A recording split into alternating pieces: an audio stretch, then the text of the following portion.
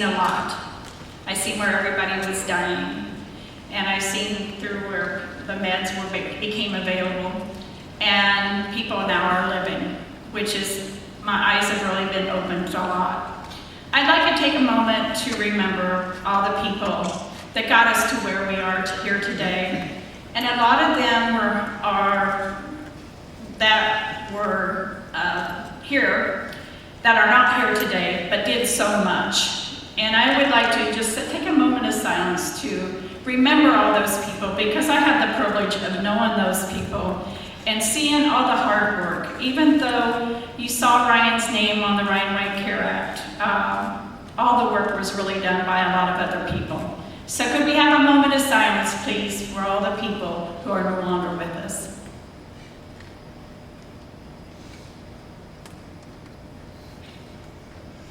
I want to start out by saying my name is Jeanne White-Ginder, and I'm the mother of Ryan White, but I'm also the mother of a beautiful daughter, Andrea, who was very much a part of the story, but was a lot of times left out of the story. Our story is just one story of this AIDS epidemic, and many more need to be told. As a mom, and that's all I am, is just a mom, losing a child is the worst pain any mother could go through, and everybody told me it gets easier. It doesn't get any easier. You learn to live with it because you have to, not because you want to. In 1984, my son Ryan White was diagnosed with a misunderstood disease called AIDS. He was one of the first children and first hemophiliacs to come down with AIDS. And at that time, there was no education on AIDS, and people thought you had to do something bad or wrong to get the disease, otherwise you didn't get it. We definitely felt the discrimination that the gay community how they were being discriminated against, because we were definitely treated the same way. People kept saying, well, he's had to done something or bad or wrong, or he wouldn't have got this disease. People at the time, because there was no education, people believed kissing, tears, sweat, and saliva spreaded AIDS. And people commented all the time about fleas and mosquitoes. How do we know that AIDS isn't transmitted that way? So it became quite an ordeal for our family. Ryan, though, when he was finally able to leave the hospital with AIDS, I tell you, as a mom, every cough, every fever, you worried about whether it was going to be the last, because they only gave him 3 to 6 months to live. And as a mom, and watching your son just stay at home, do nothing but watch I Love Lucy and Andy Griffith on TV, it was just so sad to think that he was just waiting to die. So when he called me at work one day and he said, Mom, I'm just so bored. He said, Mom, I can't understand. He said, I can't do anything. He said, will you see what you can do? He said, maybe if I could just visit some of my friends at school, he said, I'd be all right. He said, they have pizza on Friday, and I really like the school's pizza. He said, maybe if I just visited my friends, I'd be okay.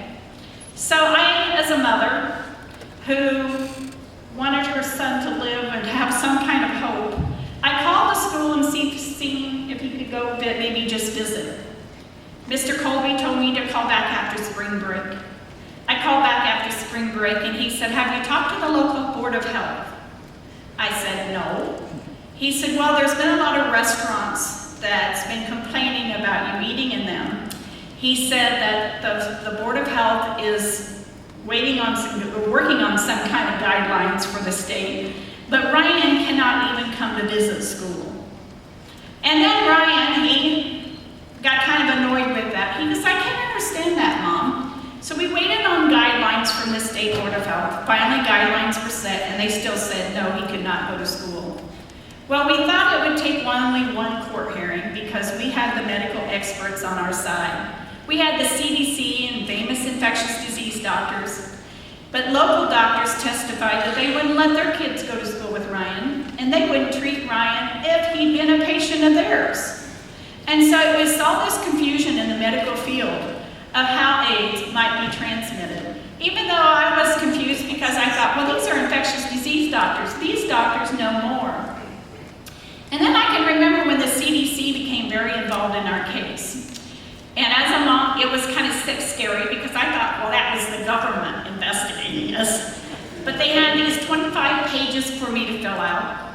They ask you everything you do in your family. And I said, you know, this is really scaring me. I said, we're a real affectionate family. I said, we hug, we kiss, we share drinks. And they assured me back in 1984 that no family member had ever come down with AIDS, so I had nothing to worry about. So I couldn't understand why people weren't more accepting about AIDS and how it was transmitted, but it soon became very ugly for us. The fight to go to school took almost a year and a half in the legal system. Ryan used to say, well, they think I'm going to die. He said, well, they better not hold their breath, because he said, I'm going to get to go back to school.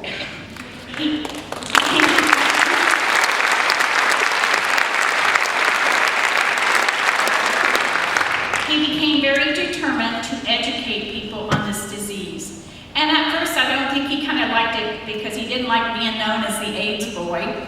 But after a while, he saw that he was making a difference. He thought, people are listening. People are asking me to talk to students. People are asking me to talk to audiences. And he said, so they can see a person with AIDS and know that you can't get AIDS from me. So it took quite a while. Ryan was on numerous TV stations. He was on the cover of People magazine 3 times. He talked to Boys Town, which we thought was going to be kind of exciting, because the priest there told us that, Ryan, these would be kids that would give you trouble had you been going to their school. But instead, for 2 hours, these kids nonstop asked Ryan White questions. So Ryan continued to educate people and was asked to speak before the Presidential Commission on AIDS. And Ryan was very nervous about that, and he said, oh my gosh, what am I going to say, Mom? I said, well, go to school and ask your English teacher if she might help you. He went to school, and his English teacher said, well, Ryan, you've already wrote your speech. It's back there on the wall. It's entitled My Odyssey. It's in the world-famous speeches now in several books from Washington, D.C. here. And this mom couldn't be more proud of my son, Ryan White. I would ask Ryan quite often, I would say, Ryan, why aren't you angry? Why do you not get upset at people? He said, oh, Mom, they're just trying to protect their own kids like you're trying to protect me. He said, when you don't know about something, you're going to be afraid of it, Mom. That's why we have to continue to educate people. I tell you, he was kind of spoiled, as most kids are, but we thank every day for another day, and we had many days. In 1985, as they started bringing in more hemophiliacs, they found out that 80% of them was all HIV infected. So this was just the tip of the iceberg. Most of them did not live near as long as Ryan, and Ryan lived 5.5 years. How much is enough? Nothing is ever enough. I don't care how much time you have, but I think sometimes it's the life you lead and the people that you make a difference to. Sometimes I cannot be more pleased at the legacy my son has left because of the Ryan White Care Act. Losing Ryan, it was so very, very hard.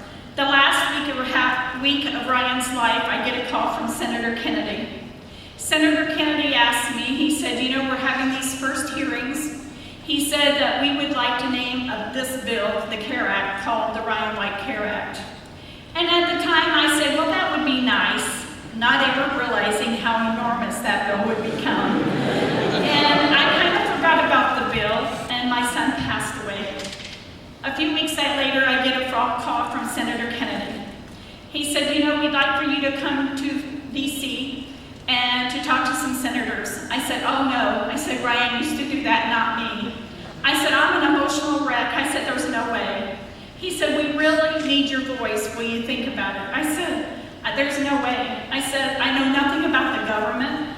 I said, I'm not smart. I said, I know nothing about the bill. He said, well, just think about it. So my friends from AMFAR, who became my guardian angels, I feel, kept calling me and saying, do this on behalf of us.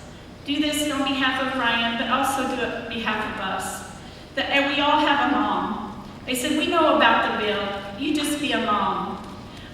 Senator Ashton finally called me. He said, Jeannie, we're not taking no. He said, I have 23 senators lined up for you. He said, you'll be fine. I went to D.C. I didn't feel like I did great, but for the first time I felt like just maybe I had something to give to this AIDS epidemic. My heart has always been with people with this disease. And it was way early on when I asked Dr. Kleiman, I said, I want to know everything there is to know about this disease. He said, there isn't a lot of information out there.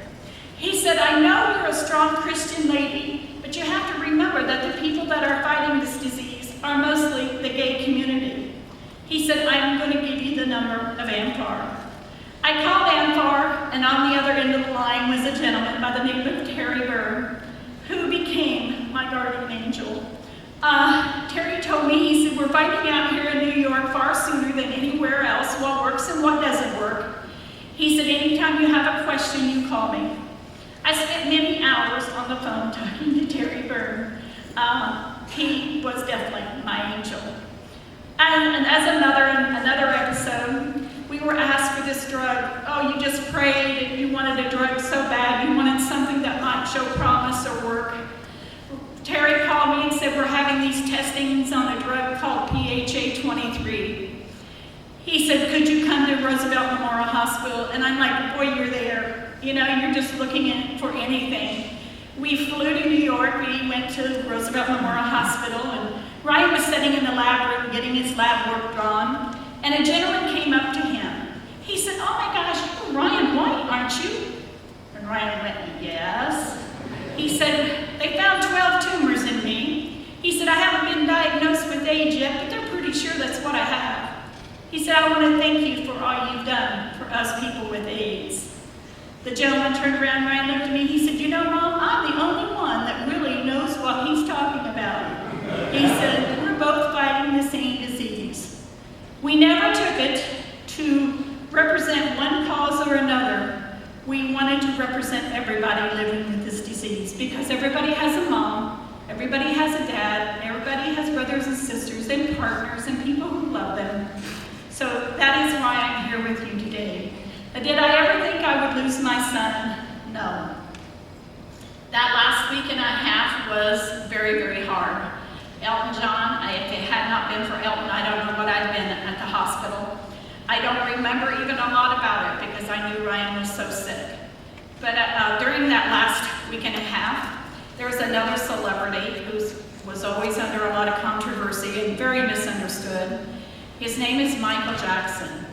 And Michael called the hospital, and he asked me if he could speak to Ryan. I said, Michael, he's in a coma. He won't be able to hear you.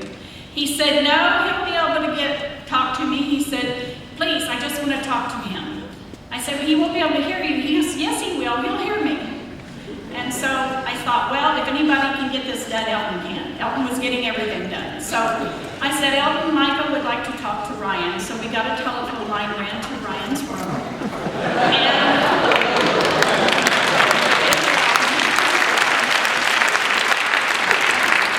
And Michael Jackson calls his hospital room, and Elton John picks up the phone. Him and Michael talk, and he says, Michael, I'll put the phone up to Ryan's ear, and you can say what you want to, okay? Michael said, fine. I looked over at Elton, and he had tears just streaming down his face. I went over and put my arm around him, and I said, what's the matter? He said, you know, with all the money that's in this room, we can't bring this boy back to life.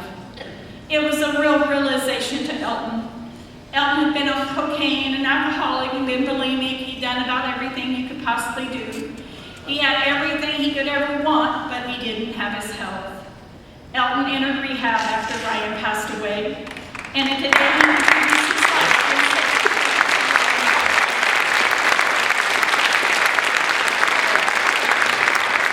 We asked about miracles, and I think there's miracles being given all the time. I think there was a miracle in Ryan's life to all of you. A few days after Ryan's funeral, Michael Jackson called me, and I asked him, I said, Michael, what made you and Ryan so close? He said, you know, most people can't get over all of who I am, so nobody ever acts normal around me. He said, Ryan knew how I wanted to be treated, because that's how he wanted to be treated. And he said, trust. He said, Jeannie, I can't trust anyone, because everybody always wants something from me. He said, you know, I promised Ryan he could be in my next video. But now that he's gone, he said, I can't put him in my video. But he said,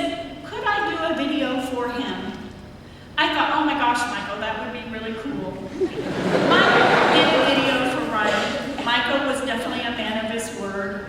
And I'd like to share this video with you now, because this is for everybody who has died from AIDS. They've all gone too soon.